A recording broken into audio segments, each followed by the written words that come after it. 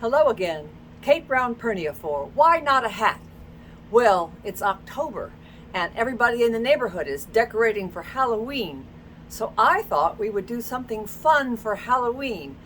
Teach a little technique that you could use for something batty like this or anything else. Let's focus the camera on the table and get started with this fun little hat. So I was thinking, what should I do for Halloween this year? Another witch? Well, that's been done so much. Why not something a little batty? I thought it would be fun to do something like this. This is just basically a little head wrap with bats on it. You could also make these bats, when I show you how here, and put them on a witch hat if you like. Or you could put them on a fascinator band, any number of options. So go crazy and have fun. How did we do this? Well, first I made a paper pattern. I drew half of a bat on a folded piece of brown paper so that I could have both sides exactly the same, you see, and then unfolded it, and that's my basic design. Then I cut two pieces in a fun fabric. This is actually a floral fabric, but you can't really tell it's flowers when it's cut in these small pieces. It's a little glitzy and a little fun and a little spooky too. So I cut two pieces of fabric with this pattern, and then I got this magic stuff which I've talked to you about before, this Steam-A-Seam 2, and cut one piece of Steam-A-Seam 2 out of that. That's a double-sided, sticky, fusible web. So what we're going to do is lift one piece. Let me put my glasses on so I can see what I'm doing here. I'm going to take one piece off and take my sticky fusible web, use Steam-A-Seam 2 here, peel off the paper, and see, this is the sticky side now. So carefully, I'm going to match all the little nooks and crannies here on my fabric.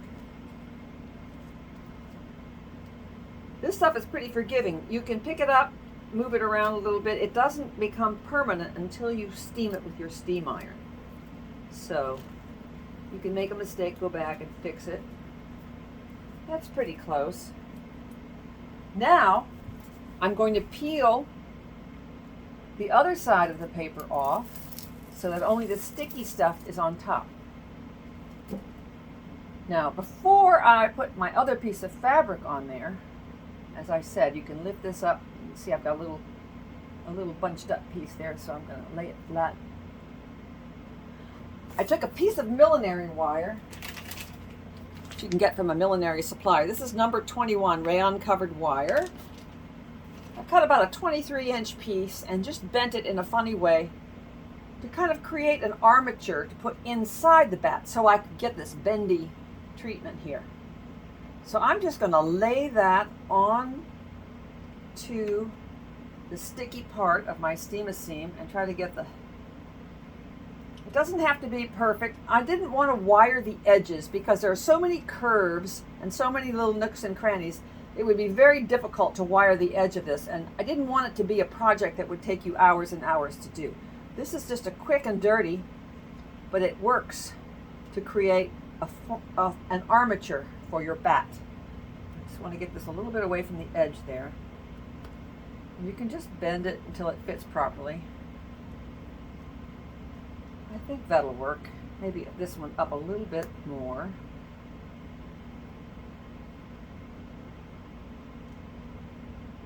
Yeah, that'll do it. What I did was I created a loop and just tied the pieces together with this 30 gauge craft wire that you can get at any craft store.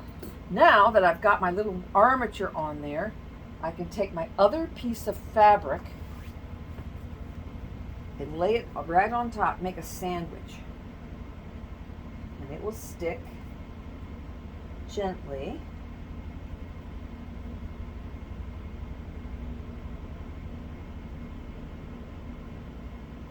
And again, if you don't get it on perfect, don't worry, you can peel it back up and do it again. Nothing's permanent until you steam it. Now, I think we've got it pretty good there. I'm going to get my iron.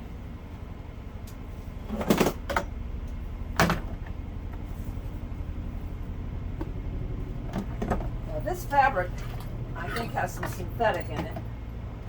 So just to be on the safe side, I'm going to use a press cloth or a paper towel over my fabric just to make sure I don't melt the fabric. But here I go. I just steam it.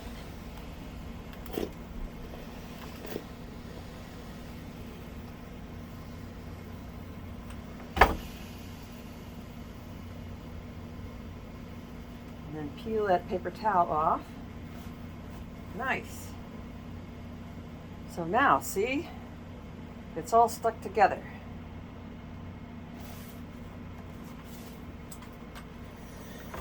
I'm going to turn this iron off so I don't burn anything.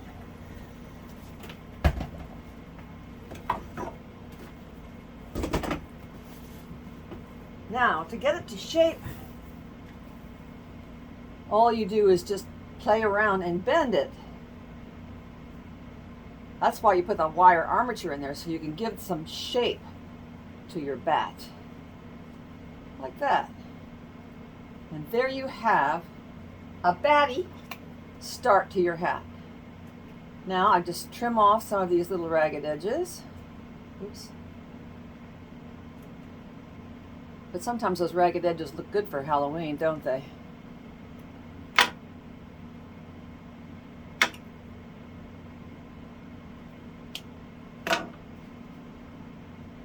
So that's how I made the bats on this little headpiece. Now, I thought, wouldn't it be fun to have a matching mask?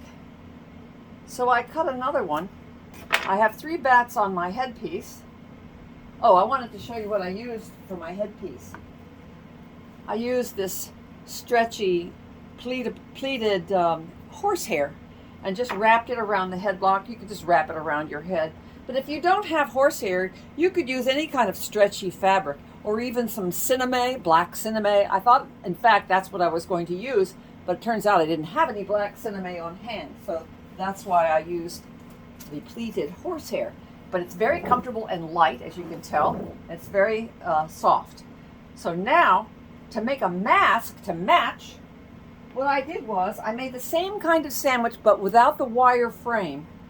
I just had one little loop of wire going from here to here over the nose, and then I cut eye holes in the bat to make a mask, and then just used a hat elastic for the back, or you could put ties on it. So that's how you can go batty for Halloween. Why not a hat? Or why not a bat?